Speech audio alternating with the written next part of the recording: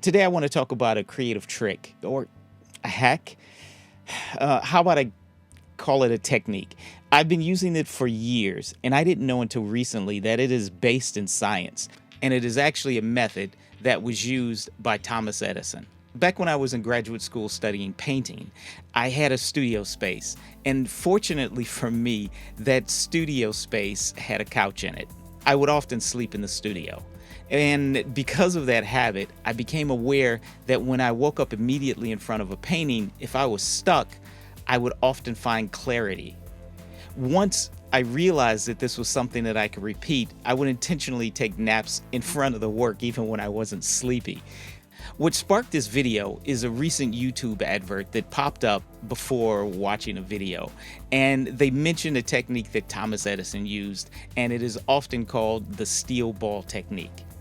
There's even a statue at the Edison and Ford Winter Estate in Fort Myers, Florida, that has him clutching a steel ball.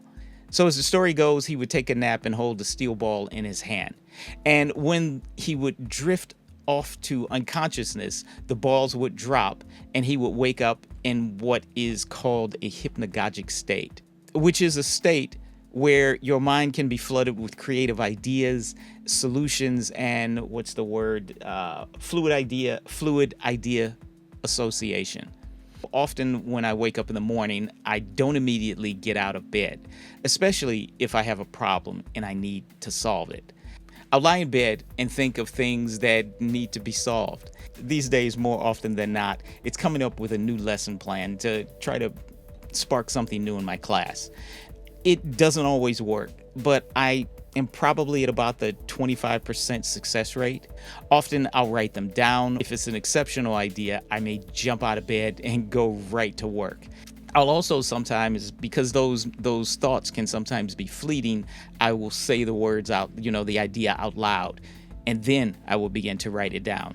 If you imagine when you're taking a shower and your mind starts to drift, and sometimes ideas will float into your mind, often good ideas. This is also one of those places where I get those ideas.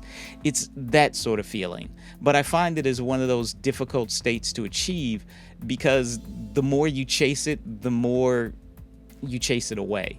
So there's this point where you just have to let go and let it happen. And if it doesn't happen, just be okay with that.